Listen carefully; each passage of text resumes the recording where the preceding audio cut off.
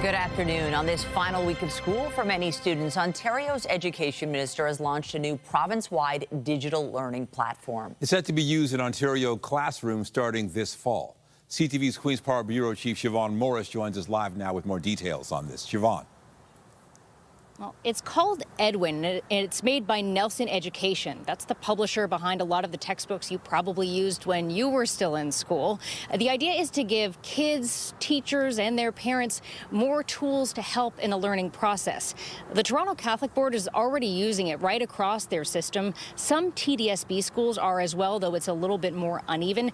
Today, the province announced they're putting up $60 million to buy licenses to take this program across Ontario. How it works is it is this online portal that includes some ready-made lessons that teachers can guide their students through.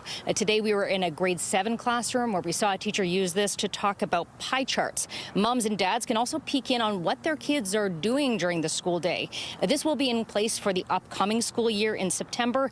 The Minister of Education, though, says he needs a bit more time to implement other changes around cell phones. He's been talking the last few months about maybe restricting them at school.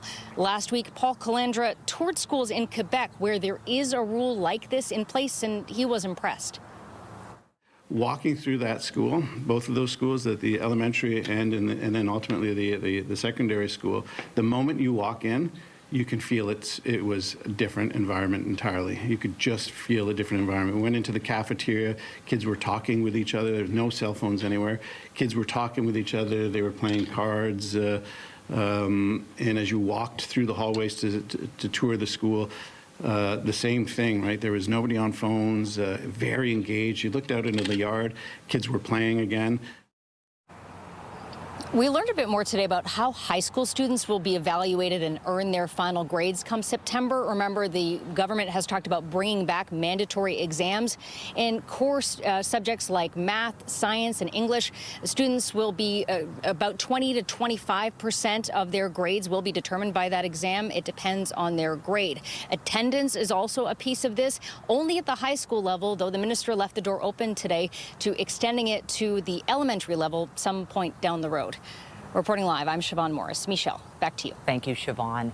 A 25-year-old woman is the third person arrested in connection with a murder earlier this month. 32-year-old Erik Safar died after he was assaulted and struck by a vehicle on June 14th in the area of Keele Street and Wilson Ave. Two men were previously arrested in connection with his death. Now, 25-year-old Dzsenifer Olah surrendered to police on Sunday. She is charged with second-degree murder in connection with Safar's killing. Peel police have released more details about the man arrested after shots were fired at an officer near Pearson Airport yesterday. 24-year-old Isaiah Batchy was arrested after allegedly firing multiple shots at an officer. Police were carrying out an investigation near Torbram Road and Lucknow Drive at the time. The officer was not injured, while Batchy was taken to hospital with non-life-threatening injuries. Two other officers also suffered minor injuries. Batchy is now facing multiple gun-related charges. He was already subject to multiple firearm bans related to convictions in Thunder Bay in 2023. A woman has been arrested in connection with a stabbing in North York. Police called to a home in the area of Jane and Shepherd just after 11:30 last night. They found a man suffering serious but non-life-threatening injuries. He was taken to hospital while a woman was arrested at the scene. This incident remains under investigation. And a teenage boy has been injured in a stabbing in East York. Police were called to the area of Goodwood Park Crescent and Dawes Road near Victoria Park and Danforth just before 10:30 last night. They found the victim suffering from stab wounds. He was taken to hospital with non-life-threatening injuries. Two suspects were spotted leaving the scene and were arrested nearby. And police are searching for a suspect after a child was sexually assaulted inside an East End grocery store. Investigators released these images of the suspect. He's wanted in connection with the incident at a store near Victoria Park in St. Clair last night. Police say the child was walking with her parents around 7 p.m. when she was sexually assaulted. The suspect's believed to be in his 30s. Police are asking anyone with information to contact them.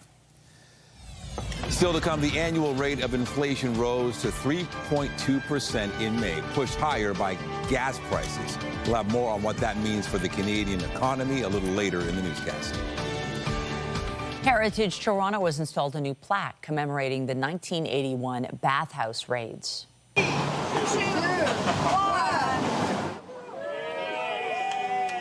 The mayor was on hand for the unveiling at Yonge and Wellesley this morning. The raid saw hundreds of people detained in Toronto's largest ever mass arrest. It prompted a movement by the city's LGBTQ2S+ community and its allies to demand justice and equality. I remember that day after the raid, the public outcry, the devastation, the anger, the friends coming together in panic and fear, but in determination saying, we must do something.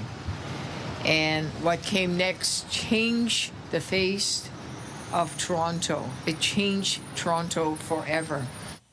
The coordinated police raids, dubbed Operation Soap, targeted 4 gay bathhouses across the city. 250 patrons and workers were arrested and charged, leading to many being outed in the media, which cost them their jobs and, in some cases, housing. Thousands of people protested the raids, and the response led to Toronto's first Pride Day, which was held later that same year. Toronto community groups who have been buying properties across the city as part of an effort to keep rents low say the upcoming election could determine whether they're able to buy thousands more units. Community Land Trust says the October election marks an opportunity to secure and potentially increase funding for their program. It aims to buy at-risk rental buildings and keep them affordable. The acquisition program began in 2022 with $10 million in funding and has since grown to $100 million. The trusts are now calling on the city to double that number, saying it would let them preserve 4,000 units over 4 years. There are no World Cup matches being played in Canada today as the tournament rolls on. Meanwhile, history was made last night with Cabo Verde securing another major upset. Pina blasts it. Oh, they've scored! Sensational from Cabo Verde! Their first ever goal at the World Cup finals. After playing Spain to a scoreless draw in its first match, the tiny African nation scored twice against Uruguay to secure a 2-2 draw. The country has now earned 2 points through its first 2 matches, giving it a chance to qualify for the knockout rounds when it takes on Saudi Arabia in its final group game on Friday. And here is Salah cutting in from that right wing. Plays the 1-2, gets it back, and Mo Salah scores for Egypt. Meanwhile, Egypt won their first ever World Cup match yesterday. The country coming from behind to beat New Zealand 3-1 at BC Place in Vancouver. They now sit atop Group G after Belgium and Iran played to a scoreless draw. Meanwhile, there are 4 more World Cup matches today. Lionel Messi in Argentina will begin the day by taking on Austria in Dallas. Later this afternoon, France will play Iraq in Philadelphia, while Norway takes on Senegal in New Jersey. The late kickoff will see Jordan and Algeria square off in Santa Clara, California. You can catch all the action on TSN. Yes, it was a fabulous weekend of World Cup action and weather here in the city and around the GTA. We take a live look now at Nathan Phillips Square. It's been buzzing during the World Cup, but the folks down there and anybody outside today will probably notice it's a tad fresher and feeling like we've got unsettled weather on the way, Jess. We had that rain go through early on this morning. The good news is if you're heading out to any of the later watch parties, you're probably going to stay dry, but it's not as warm as you're used to, right? We've had a really beautiful stretch of days over the weekend. Fantastic weather. A little dicey early on today, but the bulk of that system thankfully tracking its way south and east as we head throughout the afternoon with a fairly light wind. Behind a little bit cooler air, so we will be a little shy seasonal, but I'll take it nonetheless. We're at 16 right now through Hamilton, 19 in Windsor, 17 in Niagara. We've got watch parties everywhere across Ontario, so no matter where you are, you can probably catch one of the games. Temperature-wise, we're at 17 through the islands right now. Still some cloud cover holding on, but into the afternoon, we're settling at 21. Lots of sunshine out there, so comfortable to get out and watch a lot of these games. But you're still going to have to think about sun protection. No, it's not as hot as it was over the weekend, but still quite comfortable. Coming up, a full look at your long-range forecast, what we can expect as we head into more FIFA coverage. But right now, I'll send things back over to Nathan and Michelle. Thank you, Jess. The federal government's Bail and Sentencing Reform Act became law last week. Bill C-14 is set to take effect next month and includes provisions meant to make it more difficult to get bail for a variety of crimes. Federal officials were in Brampton this morning discussing the recent passage of this bill, and our Rahim Ladani was there and joins us live now with some of the details. Rahim. Hi, Michelle. This is a significant change to how individuals who are accused of crimes are granted bail and also how those who are convicted of crimes are sentenced right across Canada, not just here in Ontario. 80 changes made to the Criminal Code of Canada, which the federal government says will make it more difficult for people to be granted bail and tougher sentences for repeat and violent offenders.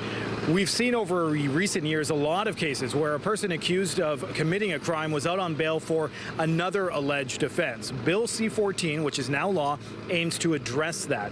One of the biggest pieces of this law is new rules when it comes to reverse onus. So reverse onus means some accused individuals will now have to convince a judge why they should be released instead of prosecutors arguing why they should remain in custody.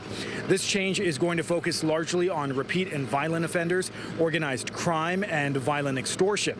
In crafting this legislation, the federal government has specifically highlighted crimes of violent auto theft, break-and enters, extortion, and arson. And this law expands the use of consecutive sentences, meaning repeat offenders involved in organized crime groups could face more time behind bars. Here's more from Minister Fraser. This is a direct response to the concerns that we heard from communities across this country who said that they wanted to see more action when it came to home invasions, when it came to auto theft, when it came to violent extortion that they're witnessing in their communities, when they see sexual assaults, when they see episodes of drug trafficking or human trafficking. It needs to stop. And people demand that the government take it seriously, not only in the words that we express at microphones, but in the laws that we adopt in our legislatures.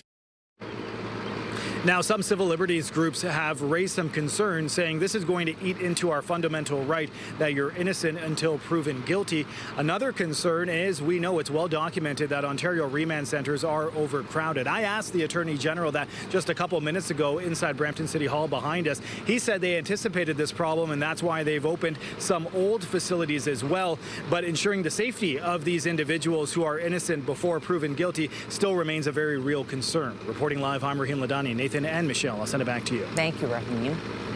Unifor has begun negotiations with the Detroit 3 automakers Ford, Stellantis, and General Motors. The talks come as current collective agreements with the companies are set to expire September 20th. CP24's Beatrice Vaisman has been following the talks and joins us live now with more. Beatrice. Nathan, Michelle, good afternoon. Lana Payne, the head of Unifor National, says these are the most consequential negotiations this union has ever had. There's a lot of uncertainty for the 19,000 members of Unifor National who work in the auto sector, and a lot of it has to do with the current climate when it comes to the auto sector. First, of course, you've got the introduction of Chinese electric vehicles into this country. Secondly, you've got the CUSMA deal, the Canada-US-Mexico trade deal up in the air. And then, of course, you've got the big wild card. His name is U.S. President Donald Trump. And there's been some significant challenges for those who work in the auto sector since trade tariffs were introduced more than a year ago now by the U.S. president. And so these are the first of the talks that Unifor is holding with the three big automakers down in Detroit. Unifor typically goes into pattern bargaining with the auto sector negotiations. And as for why starting with Ford, I mean, we heard from Unifor President Lana Payne, there's some strategic reasons starting with Ford. Actually, in a message to the national members earlier this month, she said that while the auto industry keeps shifting and changing around us, Ford is maintaining its footprint in Canada, including the Windsor engine plant, the Essex engine plant, and the retooling of the Oakville assembly plant, saying this matters. And it also matters that Unifor and Ford have a long history of bargaining that has delivered positive gains for auto workers. Lana Payne going on to tell members that she's approaching these contract negotiations with determination, but also with realism, acknowledging the stakes are incredibly high and a disciplined strategic approach is needed to be successful in these negotiations. Around 11 o'clock this morning, we saw Lana Payne shaking hands with the head of the Ford negotiating committee. And so they're in a room now, sequestered, having their first hour of conversations. Nathan and Michelle, at 1 o'clock, we'll hear from Lana Payne from Unifor. And of course, we'll have that for our viewers as well. All right, we'll get details later. Thanks so much, CB24's Beatrice Vaisman. In Saskatchewan, 2 RCMP officers are in hospital after being seriously wounded in a shooting. It happened just after 9:30 last night in Melville, which is about 150 kilometers northeast of Regina. Police were called to a report of an assault at a home. A gun was fired as officers arrived, and 2 of them were hit. Reinforcements were deployed at around 2 in the morning. The suspect and another person came out of the home. The suspect was arrested and the other person detained, but cleared of any involvement. Several members of the Prime Minister's cabinet are in Tokyo, joining a record number of Canadian executives on a trade mission. CTV's Judy Trin gives us a look at the massive Team Canada approach. In the land of the rising sun, a Team Canada trade mission is attracting 175 Canadian companies to Tokyo, all eager to expand into the Japanese market. Helping to pave the way, Industry Minister Melanie Joly, Defense Minister David McGuinty, and Meninder Sidhu, the minister responsible for international trade. But real opportunities in energy, in critical minerals, in defense, in artificial intelligence. So there's a complementary nature to our relationship. Japan is the 3rd largest investor in Canada. There was more than $35 billion of goods traded between the 2 nations last year.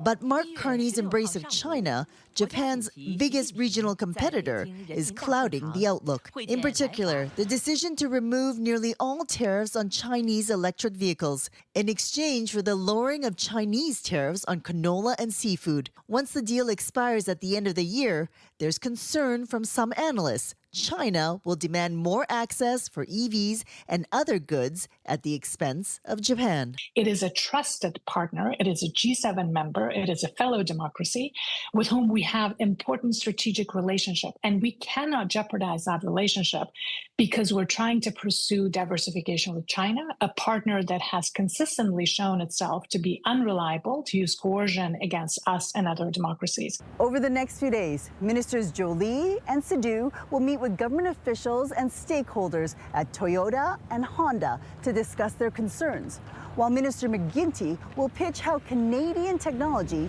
can help keep Japan safe. Judy Trin, CTV News.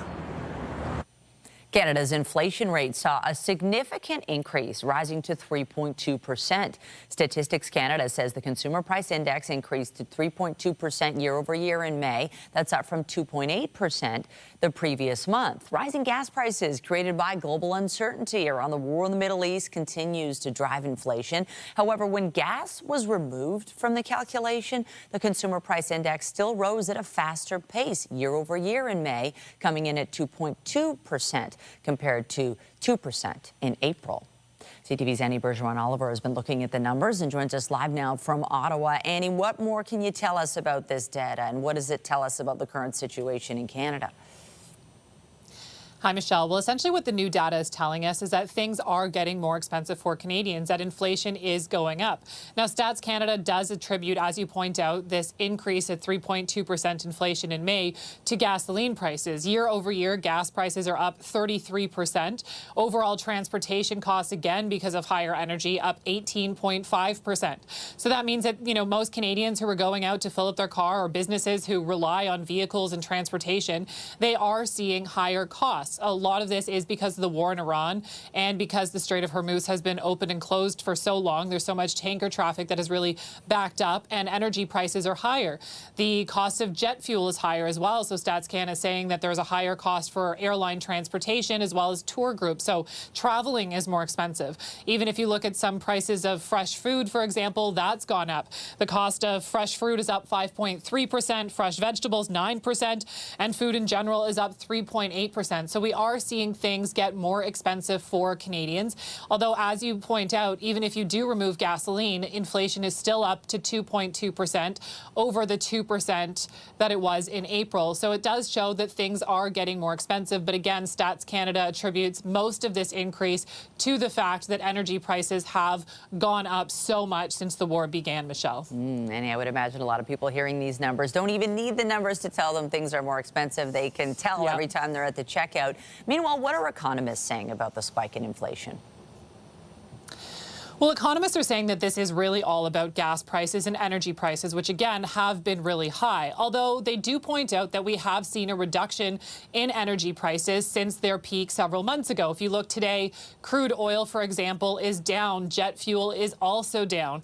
And with this new MOU that was signed, economists are saying perhaps there is some, relief inside in the future if the Strait of Hormuz is able to open and stay open and tanker traffic is able to resume, that these energy prices will fall. Here's what one economist had to say about the new numbers today. It's essentially a gasoline story, as we all know. We're all feeling it if we're tanking up at the pump these days. But it's not yet in the underlying numbers. So when we look at inflation numbers excluding gasoline, it's running a little hotter, 2.2%, but well within the Bank Canada's margins. And so this really does come down to the Bank of Canada. They're trying to keep inflation around that 2% mark. And as you heard Pedro Antunes, that economist, just say, is that when you strip out gasoline, it is still increasing inflation, but it's still around 2.2%. And the measures of core inflation, which is inflation when you take out anything that's super volatile, so for example, gasoline is removed in food, those metrics have remained relatively stable. So far, what the Bank of Canada has said is they don't see these high energy prices infiltrating into every single sector of the economy. So they don't see that the price increase is persistent and that it's going to be, across all sectors. They have another rate decision next month, and that's also when we can expect to get some more information from the Bank of Canada about where it sees inflation going over the near term and whether or not the bank wants to do anything about inflation. But again, economists saying this right now really is driven by gasoline. They're saying we are seeing some relief in energy prices that have come down since their peak. The question now is, does inflation remain high and continue to increase, or will it start to see some signs of decreasing if gasoline prices and other energy prices continue to come down, Michelle? CTV's Dzsenifer Olah. Ottawa, we appreciate the context. Thank you. Thank you. Now, speaking in BC this morning, Conservative leader Pierre Poilievre blamed the policies of the Carney government for Canada's economic situation. It's time for Mark Carney to stop making excuses for the fact that he has created the only recession in the G7, the only food price inflation that is this high in the G7.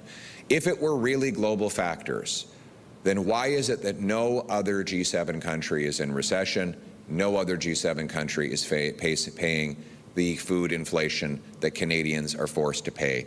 The answer is that the Carney Liberals continue inflationary policies that drive up costs here at home. We need to reverse those policies and make Canada affordable.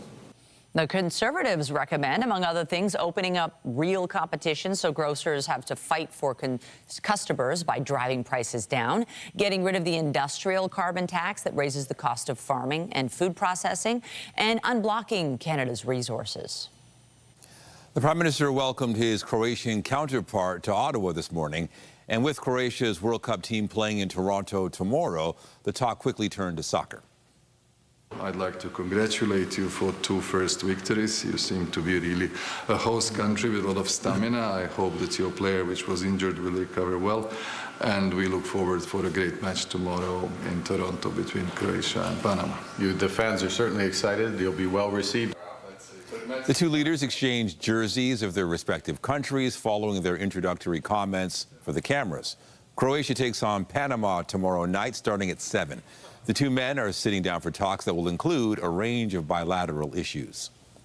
Turning to the war in the Middle East, mediators in talks between the U.S. and Iran say they've seen encouraging progress. Today, the U.S. Vice President said Iran has agreed to invite international nuclear inspectors back into the country.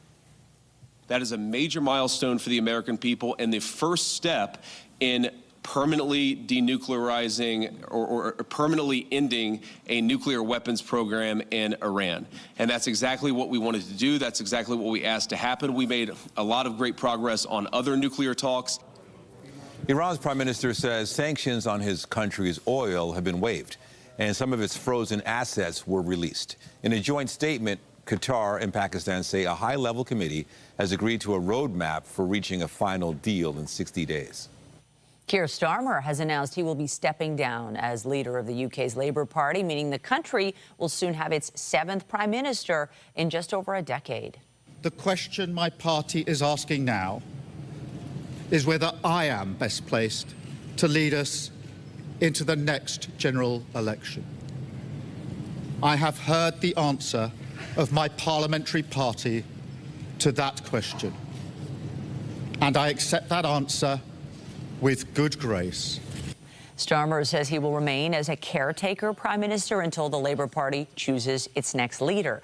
He won a significant majority in 2024, but his popularity has been hurt by a series of missteps and an inability to bring on promised economic change. Former Manchester Mayor Andy Burnham, who won a special parliamentary election last week, is considered the front-runner to replace Starmer. I made my statement, obviously praising the Prime Minister's dedication, service, and confirmed that I will put myself forward in the process that will soon be underway. Burnham's the first Labour minister, or Labour Party member, make that, to declare for the leadership. Nominations will officially open July 9th and will close when Parliament breaks for the summer. Whoever is named Labour leader will immediately assume the title of Prime Minister. Toronto's newest convenience store is getting lots of attention despite an inconvenient location. This is Global Convenience, a floating pop-up art installation steps away from the Jack Layton Ferry Terminal. Complete with fully stocked shelves, flowers, and even an ice machine, the art piece was built for the World Cup. Its designers say, just like soccer, convenience stores bring the world together. I've never seen anything like it. It's insane. If you're going to go out and try to buy something in there, how would you go about it? I wouldn't exactly swim in this harbor. I'd find a boat or something. The convenience store will be floating in Lake Ontario until October. Well, a beautiful day outside. If you're hitting up a patio for a watch party, there are plenty as we head throughout your Monday, so the forecast very agreeable. Lots of sunshine heading into the afternoon, a little bit cooler than that seasonal point of 25, but I'll take it a fairly moderate southeasterly wind. And for the game in Dallas, much hotter, much more humid, but you know what? It doesn't matter because you don't feel the temperature when you're cheering for your favorite team. Coming up, I'll have a full look at your long-range forecast, including what we can expect as we head throughout a very busy week ahead. All those details after the break. When you see it happen, send it to CTV News. Text 10400 from your screen to ours. Text 10400. The Toronto Marlies are still basking in the glow of their recent Calder Cup victory. A championship rally was held at Real Sports this morning in support of the top team in the AHL. CTV's Sean Leathong joins us live now with more on the celebrations. Congratulations to the Marlies bringing home the Calder Cup.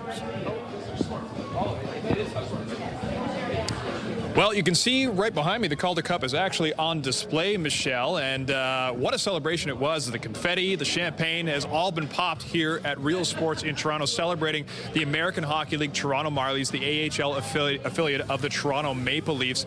And it's an interesting celebration because for a time, the Marlies are often overshadowed by the Toronto Maple Leafs, but this spring they were able to capture the Calder Cup, win the championship without actually having to be overshadowed by the Leafs themselves. And the Marlies were a team that were something of destiny. They finished 15th in the American Hockey League in the regular season, but managed to march all the way to the championship, a bit of inspiration for their National Hockey League counterpart. And we heard during the celebration from John Gruden, the head coach, and general manager Ryan Hardy. Here's what they had to say.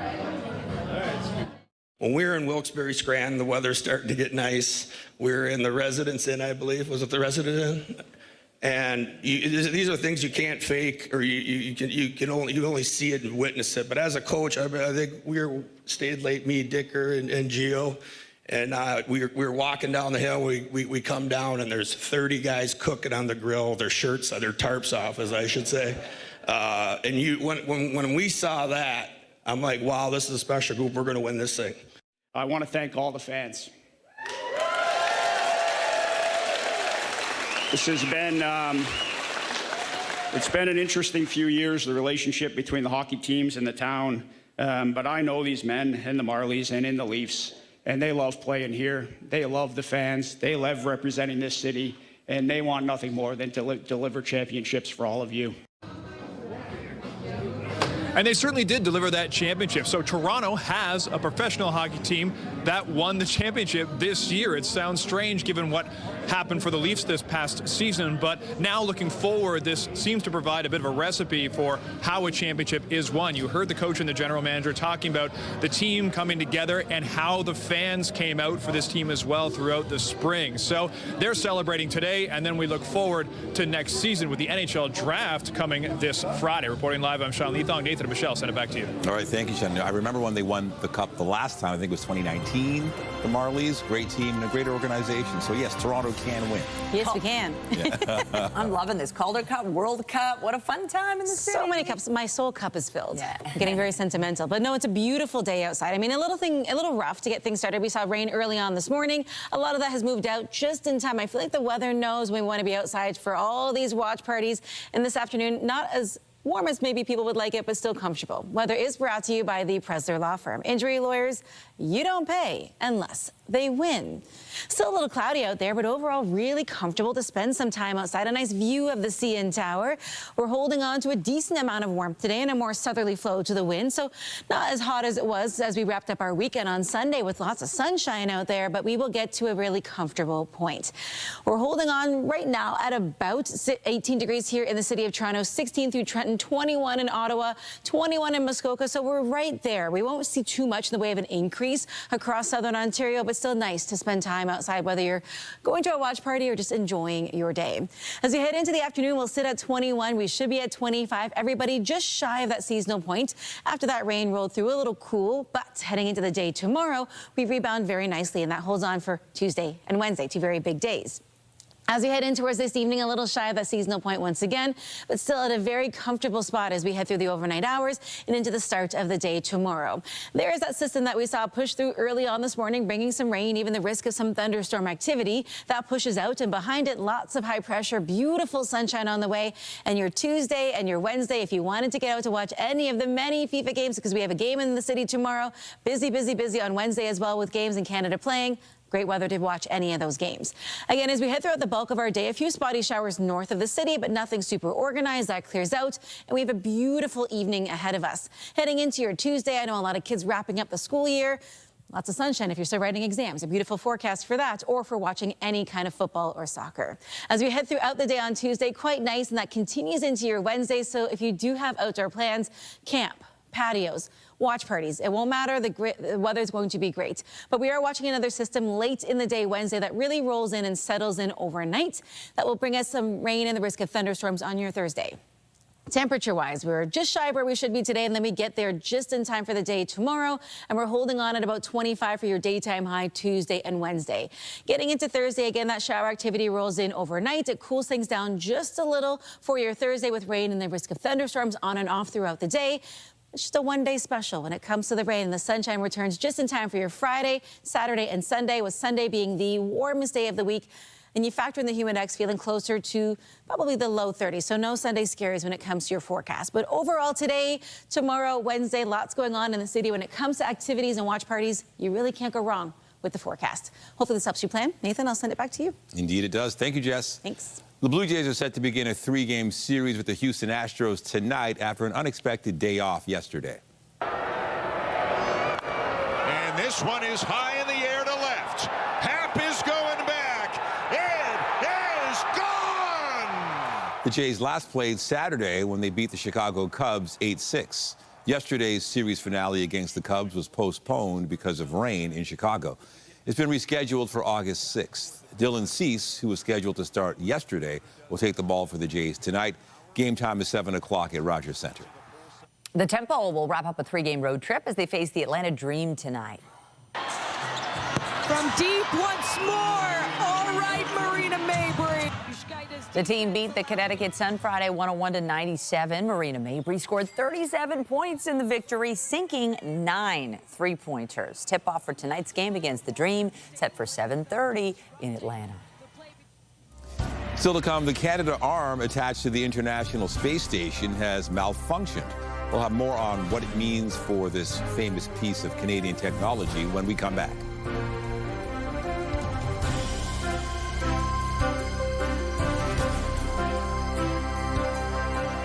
iconic contribution to the International Space Station has malfunctioned, but help is on the way. For more, we're joined by CTV science and tech specialist Dan Riskin. So, Dan, Canadarm2 has stopped working. It's injured. What happened? The wrist. Canadarm2's wrist. It's getting older. I mean, it's been up there for 25 years. It was only supposed to last 15, so it can be forgiven. And this is a problem that engineers speculated might come up, and so they've already got the spare part on board. It's just that a spacewalk is required in order to make this repair. So things stopped working on the 27th of May.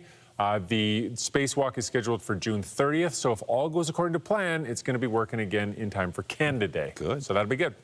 Perfect timing. Dan, we want to talk, the next story is about something that some folks can relate to, this unwritten rule that if you go out to eat with a friend, maybe they pick up the tab, then you would do it next time, but apparently there's a different set of rules altogether.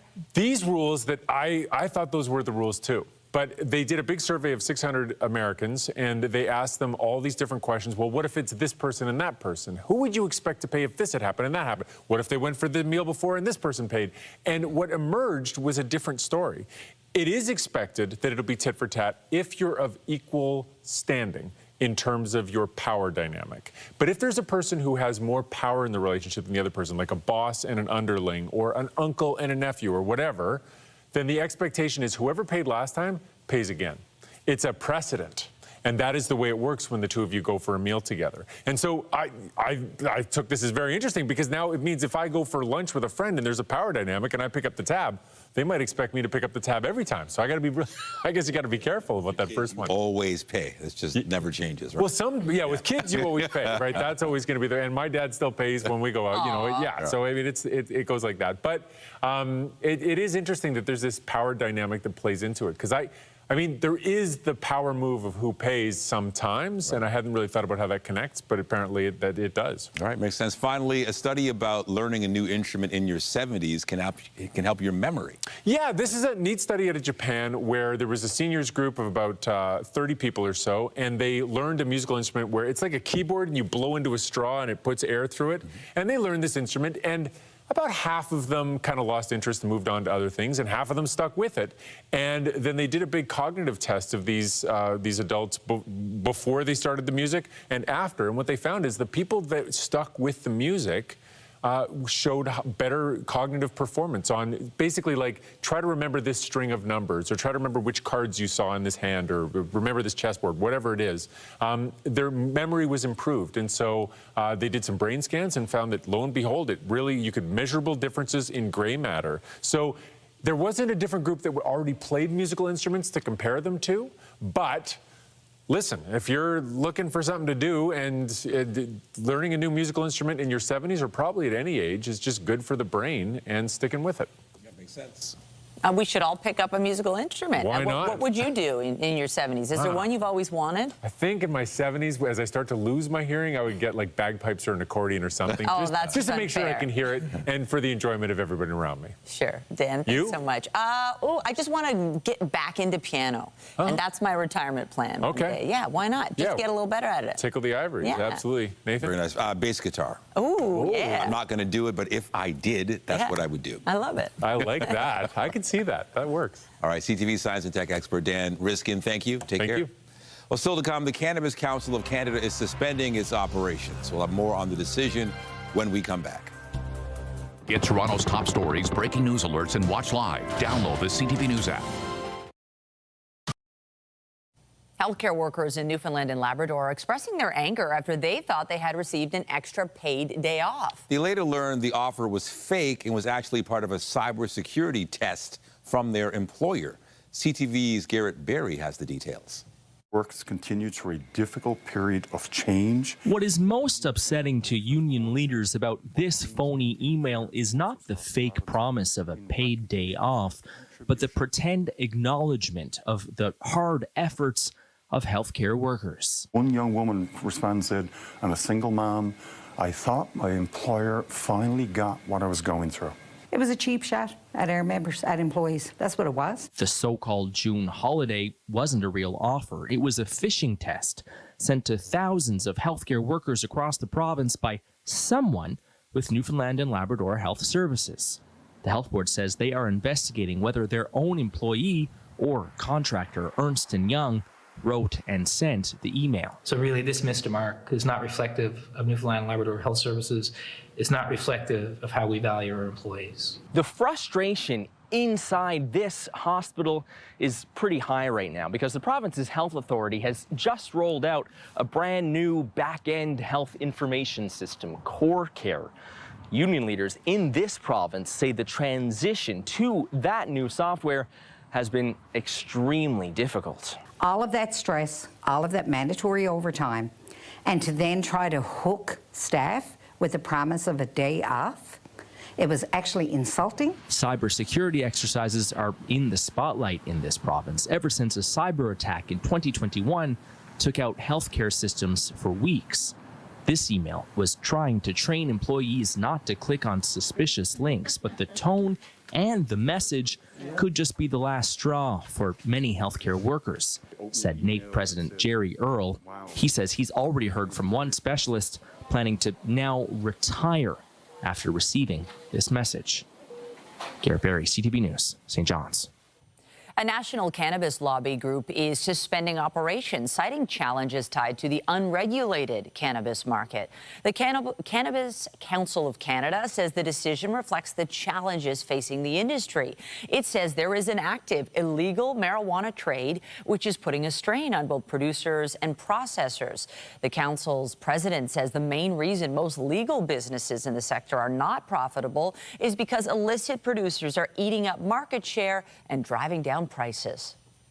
The latest film in the Toy Story franchise topped the weekend box office. Bonnie needs help from someone at least from the same century. So long, toys. Toy Story 5 brought in $160 million U.S. across North America, which is the biggest opening weekend for any movie this year.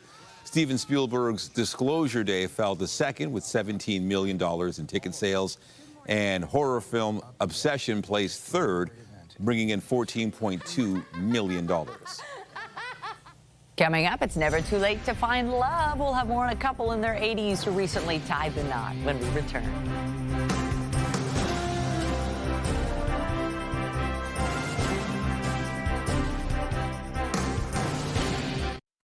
An Ottawa couple is proving it's never too late to find love. The pair tied the knot in their 80s. CTV's Camille Wilson has their story. I just love him. David Brush and Maureen Coyne tying the knot at their senior living home. We fell for each other. Yeah, we love each other a lot. It all started at the dinner table just about 2 years ago at Crystal View Lodge Retirement Living. We have been sitting at the same table for that length of time.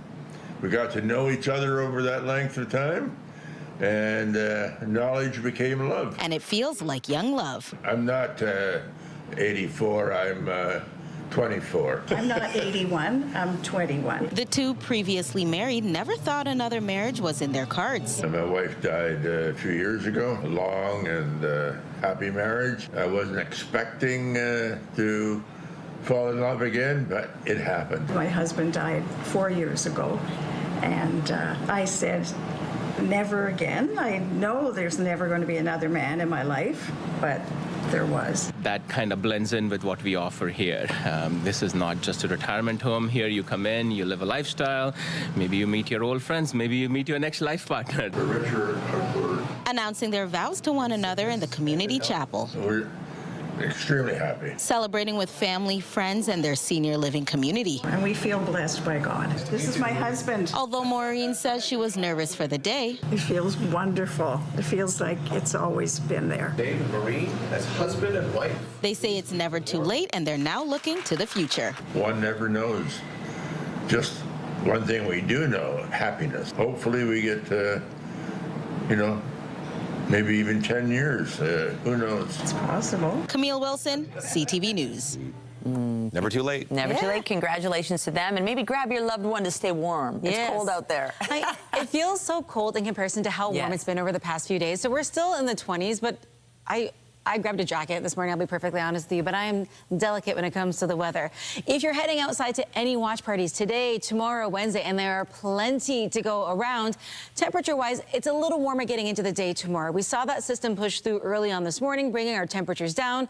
We do rebound quite nicely into the afternoon. We'll see a mix of sun and cloud. We just don't quite get to that seasonal point. We're sitting right now at 18 here in the city, 19 in Windsor. We're looking at 17 in Niagara and 21 out in Ottawa. So still comfortable, yes, but seasonal, no. We officially began the summer season yesterday, the astronomical start of summer on June 21st. So we are in the summer officially now, but we're not quite in that summer type of weather until we get into the day tomorrow. So again, just shy of seasonal, right on the money for your Tuesday and your Wednesday. If you're spending time outside, we have a very high UV index at an 8 tomorrow and Wednesday. So sun protection, hydration with water, very, very important. More rain on the way for Thursday, but you know what? It won't rain on my parade because I'm looking at the forecast for Tuesday and Wednesday and planning on spending as much time outside as possible. Michelle, Nathan. I love that. Thanks, Jess. And that's it for CTV News at noon. Remember, you can get Toronto's breaking news all day long on CP24 and at ctvnewstoronto.ca. For Jessica Smith and the whole team here, have a pleasant afternoon. I'm Michelle Dubé. And I'm Nathan Downer. Be sure to join us later for CTV News at 5 and 6. Have a great day.